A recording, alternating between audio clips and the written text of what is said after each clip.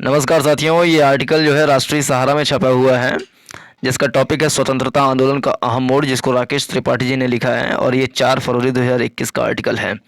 अगर आईएएस के point of view से देखें, जो मॉडर्न हिस्ट्री वाला सेक्शन है जिससे प्रीलिम्स और मेंस में बहुतायत में क्वेश्चन पूछे जाते हैं, उसमें ये आज का आर्टिकल बहुत ज़्यादा इंपॉर्टेंट हो सकता है, क्योंकि चौरी चौरा कांड जो एक महत्वपूर्ण भारतीय स्वतंत्रता आंदोलन का एक महत्वपूर्ण कांड रहा है, उसका 100 साल जो है, अगर देखा जाए 1922 में घटना हुई थी, अगर 2021 में अगर लिया जाए तो उसको 100 साल हो चुके हैं और 2022 में इसका 100वां एक तरीके से एक छोटा मोटा पर्व के रूप में इसको याद किया जाएगा और हर साल इसको याद किया जाता है चौरी चौरा कांड को।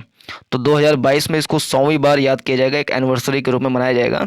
लेकिन 2021 को इसका 100 साल एक्चुअली में पूरा हो चुका है, तो इसके बारे में थोड़ा सा अध्ययन करेंगे कि चौरी चौरा कांड में आखिर बात क्या हुई थी। राकेश त्रिपाठी जी ने लिखा है, भारत के स्वतंत्रता संग्राम में चौरी चौरा घटना की अत्यंत महत्वपूर्ण भूमिका रही है। इसने अंग्रेजी हुकूमत की चूलें हिलाकर रख दी थी। चौरी चौरा घटना जो थी वो उसके 100 वर्ष 4 फरवरी 1922 को पूरे होने जा रहे हैं। चौरी चौरा घटना की पृष्ठभूमि में रॉलेट एक्ट, जो 1919 में रॉलेट एक्ट आया था, ROLLATT, रॉलेट एक्ट जो आया था, ये बहुत ही महत्वपूर्ण था, क्योंकि 1919 में जो रॉलेट एक्ट आया था उसका मतलब ये था कि अगर अंग्रेज़ों को किसी के ऊपर शक हो जाए कि ये बंदा जो है देशद्रोह वाले काम में लगा हुआ है, तो उसको बिना जमानती वारंट दिए, बिना कुछ किए उसको जो है जेल में ठूंस देने का प्रावधान था रॉलेट एक्ट में। तो इसके विरोध में जो है पूरी जनता इसका विरोध कर रही थी। महात्मा गांधी जी ने भी इसका विरोध किया और इसी घटना की पृष्ठभूमि में जो है खिलाफत आंदोलन भी चला और इनके प्रतिक्रिया स्वरूप विदेशी वस्तुओं का बहिष्कार तथा स्वराज की मांग को लेकर भी गांधी जी का असहयोग आंदोलन प्रारंभ हुआ था। यानी असहयोग आंदोलन की पृष्ठभूमि में रॉलेट एक्ट मुख्य रूप से काम कर रहा था। दरअसल बात यह थी कि 1914 से 1918 के बीच में प्रथम विश्व युद्ध हुआ था। प्रथम विश्व युद्ध के समय में इंग्लैंड की जो अर्थव्यवस्था थी वो पूरी तरीके से चरमरा गई थी, क्योंकि वो भी युद्ध में उलझी हुई थी। तो वो भारत में बहुत सारा कर जो है टैक्सेशन वो बढ़ाना चाहती थी, ताकि टैक्सेशन के माध्यम से बहुत सारा वो टैक्स कलेक्ट कर पाए, पैसा उसके पास आ पाए, जो कि उसने जो युद्धों में लड़ाई किया था, खर्च किया था, उससे इजाद पा सके। तो वो टैक्सेशन वगैरह भारत में बढ़ा रहे थे और रॉलेट एक्ट भी बढ़ा रहे थे।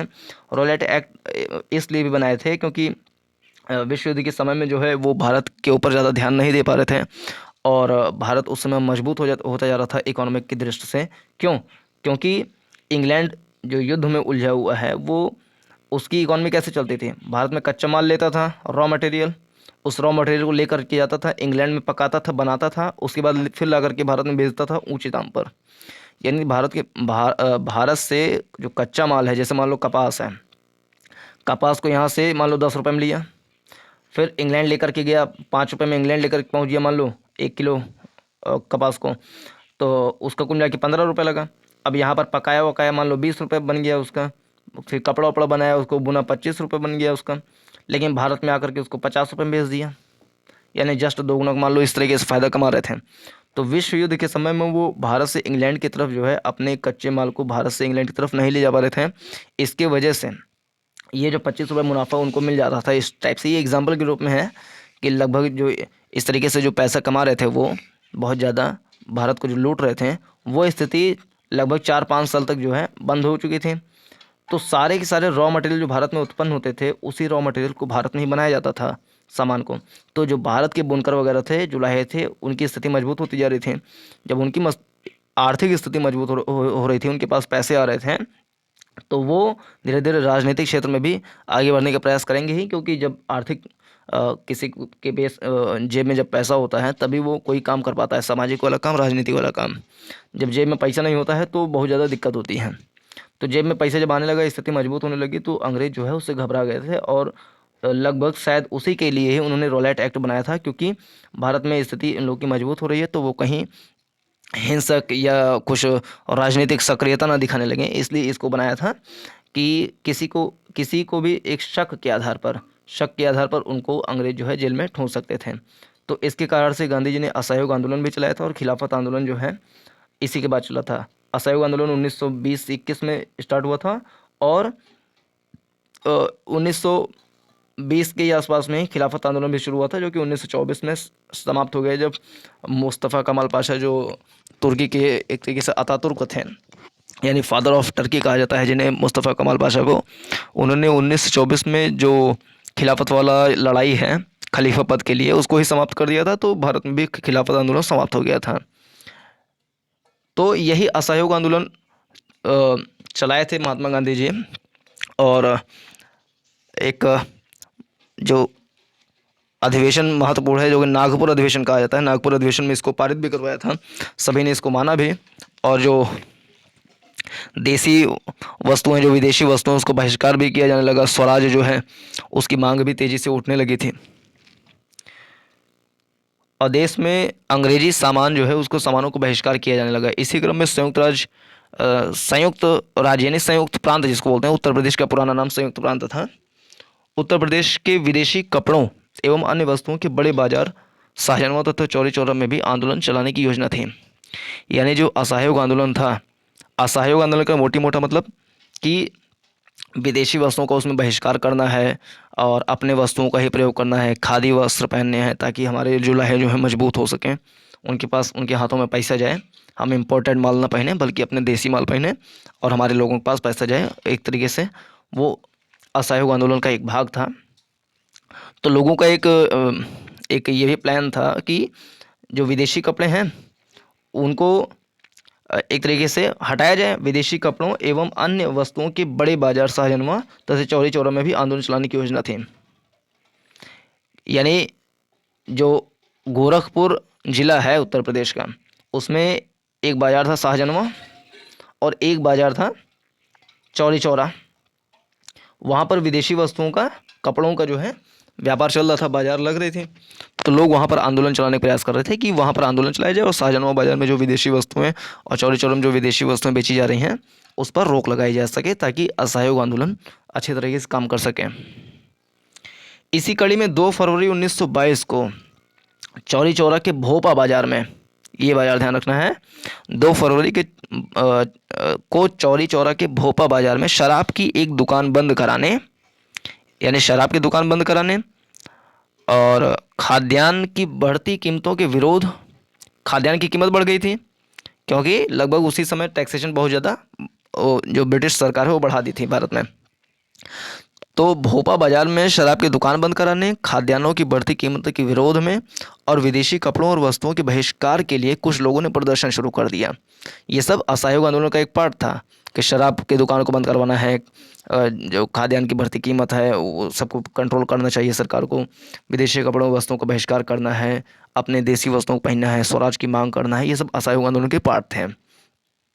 तो भोपा बाजार में ये सब चीज़ बेचा जा रहा था चौरी चौरा के, तो वहाँ पर इन सब के विरोध में जो है आंदोलन होने लगे थे।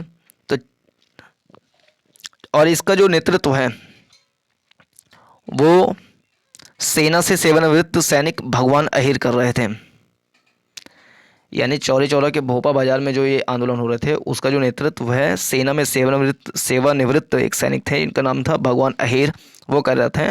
और चौरी चौरा के थाना अध्यक्ष उस समय थे गुप्तेश्वर सिंह सहित उनके पुलिस बल ने भगवान अहिर सहित कुछ और प्रदर्शनकारियों को लाठी से पीटा और गिरफ्तार कर चौरी चौरा थाने की जेल में डाल दिया। ये इसका एक तात्कालिक हम कारण कह सकते हैं कि सबसे पहले तो असहयोग आंदोलन चला था, उसके विरोध में भोपा बाजार में ये सब कांड होने लगे। तो जो थाना अध्यक्ष थे चौरी चौरा के, उनका नाम था गुप्तेश्वर सिंह, उन्होंने जो सेवानिवृत्त सैनिक भगवान अहिर थे इनके ऊपर लाठियाँ बरसानी शुरू कर दी और गिरफ्तार भी इनको कर लिया और चौरी चौरा थाने में जो है जेल में डाल दिया था। इसके कारण परिणाम स्वरूप 4 फरवरी 1922 को अपने इन उद्देश्यों की पूर्ति के साथ ही गिरफ्तार प्रदर्शनकारियों की रिहाई की मांग को लेकर बाजार एवं थाने पर अधिक उग्र प्रदर्शन शुरू हो गया था कि भाई जो भगवान अहिर है उनको छोड़ो, इस टाइप की डिमांड उठने लगी। तो थाना अध्यक्ष जो थे गुप्तेश्वर सिंह ने उनको तितर बितर करने के लिए कई हवाई फायरिंग की, परंतु इसके प्रदर्शनकारियों पर कोई असर नहीं हुआ। पुलिस ने गोलियां चला दी जिससे 3 प्रदर्शनकारी जो हैं वो मर गए। इन पर प्रदर्शनकारी और अधिक उग्र हो गए और पत्थरबाजी करने लगे। थाना अध्यक्ष एवं उनके सहयोगी सभी पुलिसकर्मी बेकाबू उग्र भीड़ को अपनी ओर बढ़ता देखकर भाग कर थाने के अंदर छुप गए। अपने 3 साथियों की मृत्यु के साथ गुस्साए 4,000 से ज़्यादा प्रदर्शनकारियों की भीड़, जिसमें मुख्यतः किसान और मजदूर शामिल थे, ने सूखे सरपत और मूंज में मिट्टी का तेल डालकर आग जला दी। उससे पूरे थाने में आग लग गई, जिससे थाना अध्यक्ष गुप्तेश्वर सिंह और 23 पुलिसकर्मियों, उनके सहित 23 पुलिसकर्मी लिखा हुआ है यहाँ पर, थाने अध्यक्ष गुप्तेश्वर सिंह सहित 23 पुलिसकर्मी, यानी गुप्तेश्वर सिंह को छोड़ दें तो 22 पुलिसकर्मी, और गुप्तेश्वर सिंह भी थाना अध्यक्ष, इनको लेकर के 23 पुलिसकर्मी जो है उसमें मृत्यु हो गई।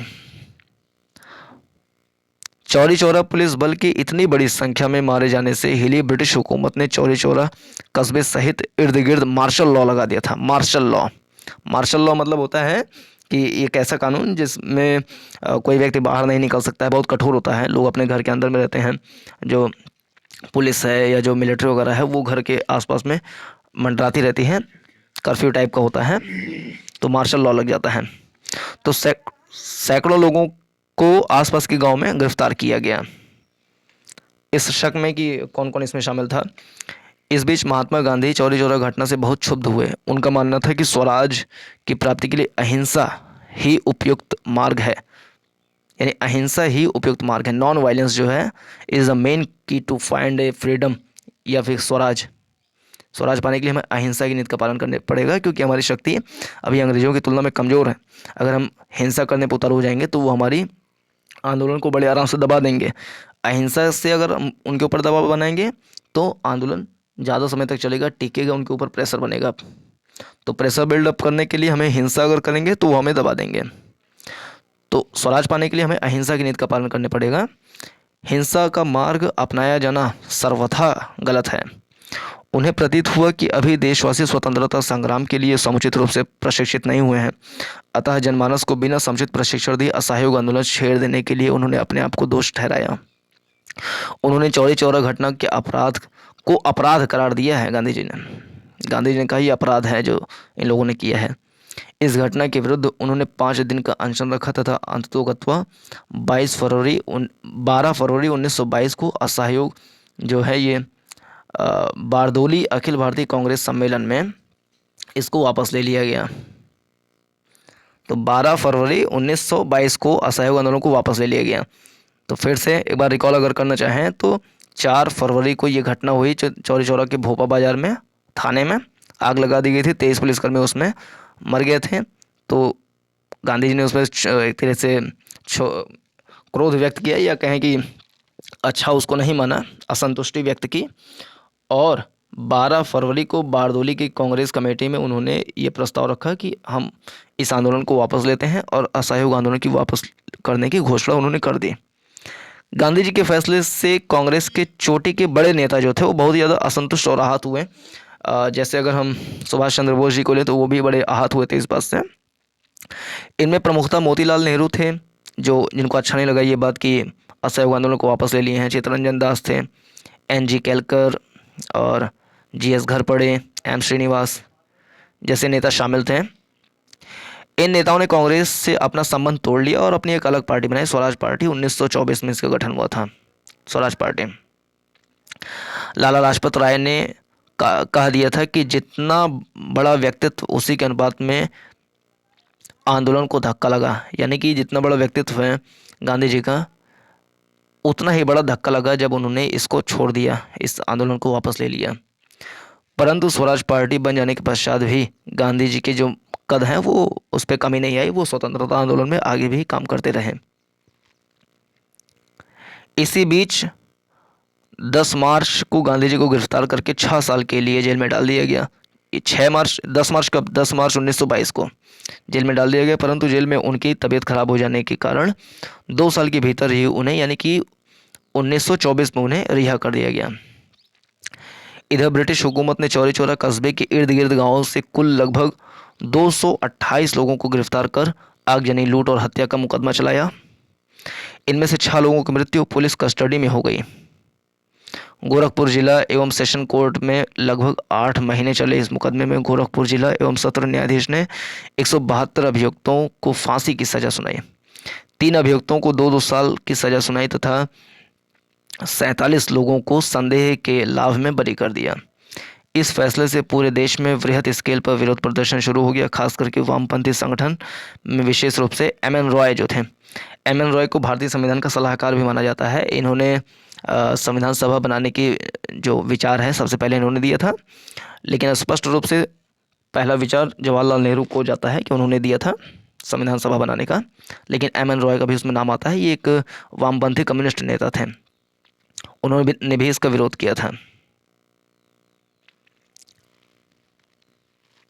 खास करके वामपंथी संगठनों ने, विशेष रूप से एम.एन. रॉय जैसे वामपंथी कम्युनिस्ट नेता ने, इस फैसले का विधि सम्मत हत्या करार दिया था कि जो इस तरीके से 172 लोगों को फांसी की सजा ये सब सुना रहे हैं, सब गलत है।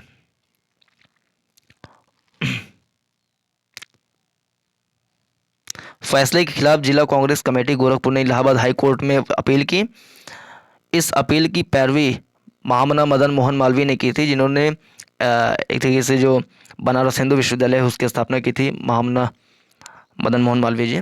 उन्होंने इलाहाबाद हाई कोर्ट में जाकर के इस बात की पैरवी की कि ये गलत है। एम.एन. रॉय ने भी इसका विरोध किया था कि ये गलत है। 30 अप्रैल 1923 को इलाहाबाद हाई कोर्ट मुख्य न्यायाधीश थे उसमें सर ग्रीनवुड पियर्स एवं न्यायमित पीगट ने अपना फैसला सुनाया, जिसमें 18 अभियुक्तों की फांसी की सजा बरकरार रखी गई तथा 110 को आजीवन कारावास एवं 38 को संदेह का लाभ देकर छोड़ते हुए शेष को क्रमशः 8 साल, 5 साल एवं 2 साल की सजाएं सुनाई गई।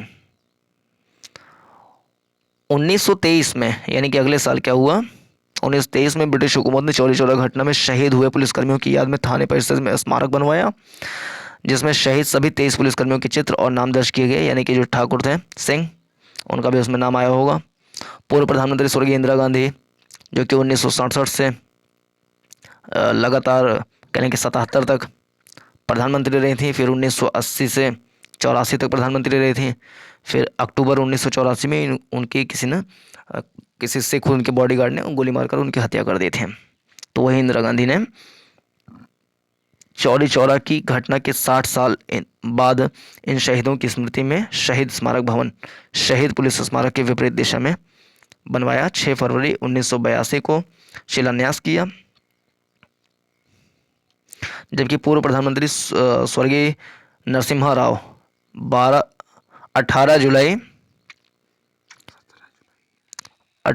1983 को इसका लोकार्पण किया। यह शहीद स्मारक मूलतः शहीद स्मारक समिति के प्रयासों को भी फल है, जिसने शहीद स्मारक निर्माण के लिए 13,500 रुपये